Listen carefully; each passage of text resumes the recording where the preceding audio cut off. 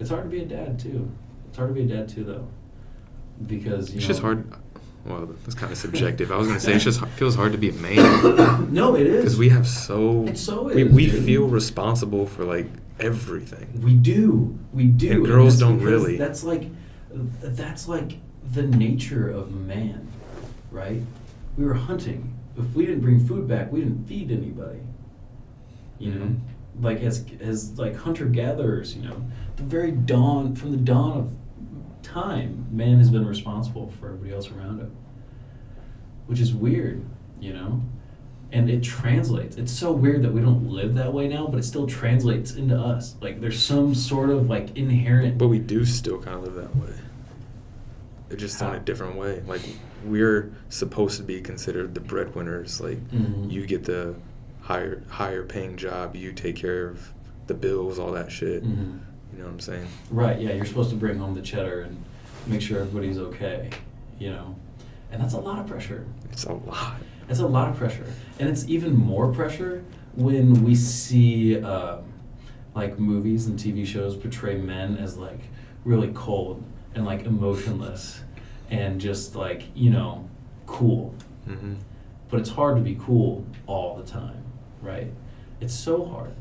Like, it's so hard to feel all that emotion and then feel like you can't show it at the same time. You know, that's probably the hardest part about being a man. I'm not afraid to show it, really, personally. Do you cry in public? What do you mean by public? Like in the grocery store, if you feel like crying in the milk I've never been in, like, a situation where I needed to. No, because, like, when Merrick's dad died, I cried a lot. But I never cried in public. Like, if I felt it coming on, I would always leave. You know, I would never, if I was somewhere, I would leave. You know, I didn't want people to see me cry. And that's weird because it's so normal, you know? It's such a normal emotion. Like, I can't control it. It's like laughter. You can't control what you laugh at or, like, when you laugh, but like, you can laugh, you know, in public. But I don't ever want people to see me cry in public. Yeah, I guess I do kind of avoid that because, like, I'll cry on music sometimes, and I won't be in, like, a red light or nothing. I won't have anybody see me. I'll just be parked or something. I cried listening to music too, and even then I think about, like, okay, who's can, like, see me crying? I fucking hate that thought. I hate, like, having to think who's looking at me, even though I don't have to. Yeah. But even if you're not even crying, like, you're just at a red light, it's like, all right, let's see what their eyes are at. You're looking around, yeah. Like, look across the street, like, at the fucking other light, see if they're looking at you. Right. God. Sometimes I look for other people just to see who's around me.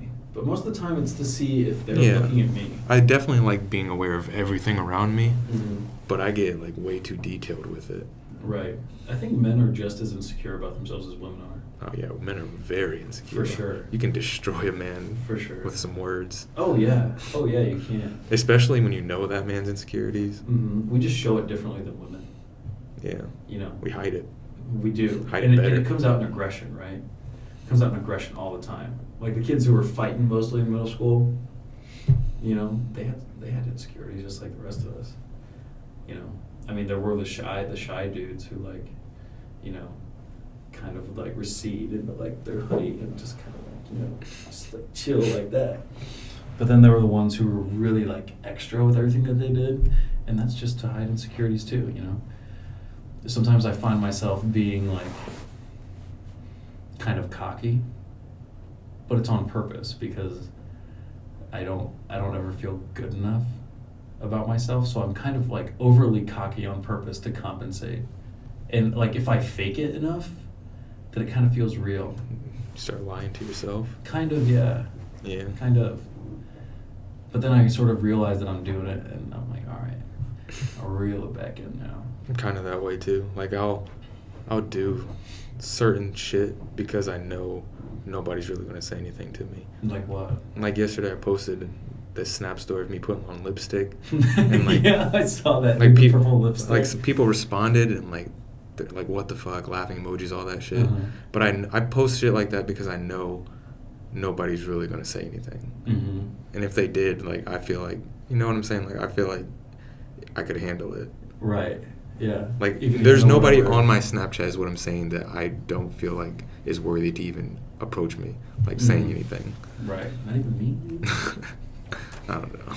I mean, I probably wouldn't have said anything. I just weird. like being- I just see it and I'm like, oh, it's Eli doing Eli shit. I just like being provocative. Yeah, I love tell. making people like laugh, be confused, be like weirded out, like Mhm. everything at once. It's kind of like Eric Andre, the Eric Andre show. Dude. He's I love fucking that shit. nuts.